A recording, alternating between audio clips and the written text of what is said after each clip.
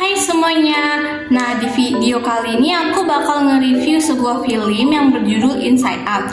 Nah, film Inside Out ini dirilis pada tahun 2015 dan berdurasi sekitar 94 menit. Film ini dikemas dengan menggunakan dua sudut pandang, yaitu anak dan orang tua.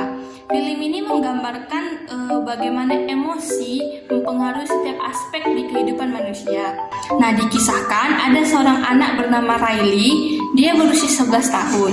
Nah, si Riley ini tinggal bersama kedua orang tuanya. Di dalam film ini diceritakan bahwa dalam isi kepala atau isi otak dari Riley ini terdapat 5 karakter emosi. Nah, karakter yang pertama itu adalah Joy. Joy ini digambarkan sebagai rasa bahagia atau rasa senang dari si Riley tadi. Terus karakter yang kedua itu ada Fear, yaitu rasa takut, dimana si Fear ini menjaga keamanan si Riley. Terus yang ketiga itu ada Disgust, yaitu jijik, yang mana jijik ini menjaga Riley agar tetap tidak keracunan secara fisik maupun sosial. Terus yang keempat itu ada Anger, merupakan perasaan marah dari si Riley dan dia sangat peduli agar semuanya itu adil. Terus yang terakhir itu ada Sadness. Sadness ini merupakan emosi sedih yang dirasakan oleh si Riley. Nah, dalam film ini bisa dikatakan si Joy ini merupakan emosi utama, yang mana ia selalu berusaha melakukan segala sesuatu agar Riley ini bahagia, dan terbukti sebagian besar ingatan Riley ini merupakan ingatan bahagia. Si Riley ini harus ikut pindah ke San Francisco karena tuntutan pekerjaan sang ayah. Nah, dari sinilah semua masalah timbul. Awalnya ini si Riley ini merupakan anak yang periang, namun semenjak pindah itu ia tak sama lagi. Nah, karakter Joy ini berusaha tetap optimis agar si Riley ini bisa beradaptasi dengan lingkungan barunya. Namun adanya perseteruan antara kelima karakter emosi tadi mengenai cara terbaik agar Riley ini bisa beradaptasi di rumah, sekolah maupun lingkungan barunya. Nah, terlepas dari masalah adaptasi ini, Riley berusaha untuk terlihat baik-baik saja dan memendam semuanya. Namun saat masa perkenalan di sekolah barunya, ia merasakan kesedihan, yang mana karakter Sadness ini berperan dalam hal ini. Dan diceritakan dalam film bahwa si Sadness ini menyentuh ingatan inti sehingga identitas dan kepribadian Riley ini menjadi redup.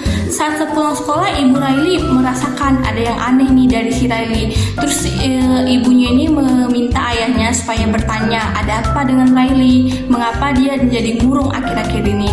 Nah, ternyata karena respon Riley yang berbeda ini sehingga ayahnya membentaknya. Nah, puncak dari masalah di film ini ketika karakter Anger, Fear, dan Disgust ini mengendalikan emosi Riley, yang mana membuat Riley ini kabur atau kembali ke tempat asalnya sebelum di San Francisco.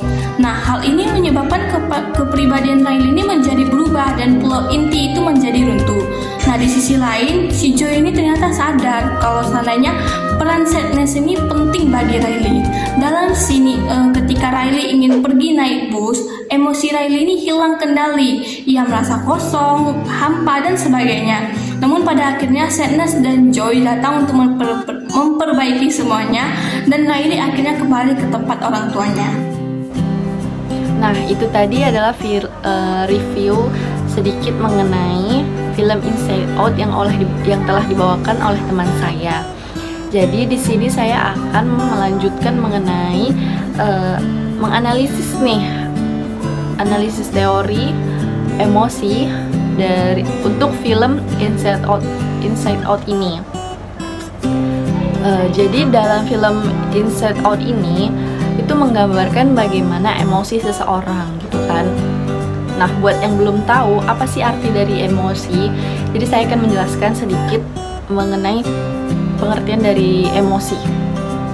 Nah, emosi ini merupakan impuls ya, yang muncul akibat dari suatu rangsangan dari dalam maupun dari luar gitu. Nah, kalau menurut psikolog Paul Ekman, kita sebagai manusia itu memiliki 6 emosi dasar. Nah, yang pertama itu ada terkejut, takut, marah, senang, jijik, dan sedih. Ini kan ada 6. Yang mana kelima yang telah saya sebutkan itu ada masuk di dalam film tersebut atau digambarkan dalam karakter tersebut gitu. Terkecuali satu emosi yang tidak, yaitu terkejut.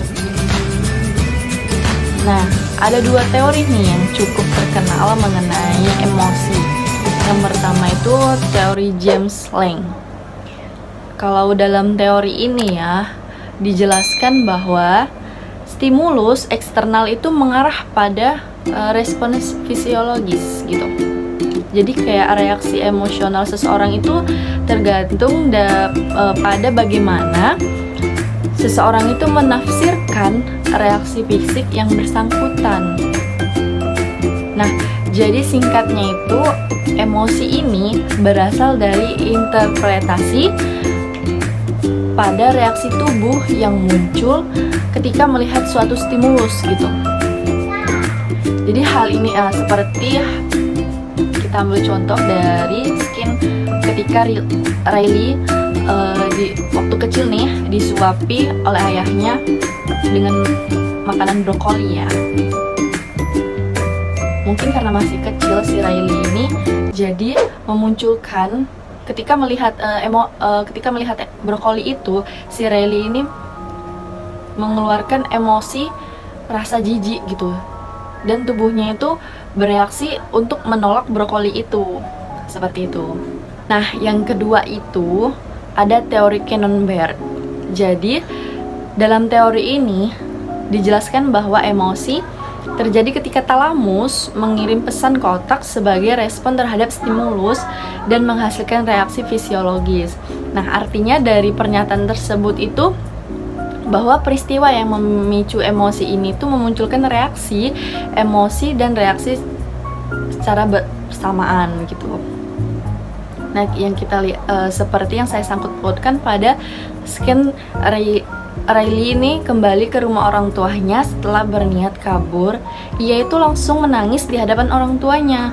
Nah, dia itu menunjukkan reaksi tubuh memeluk kedua orang tuanya dan menunjukkan perasaan penyesal, seperti itu.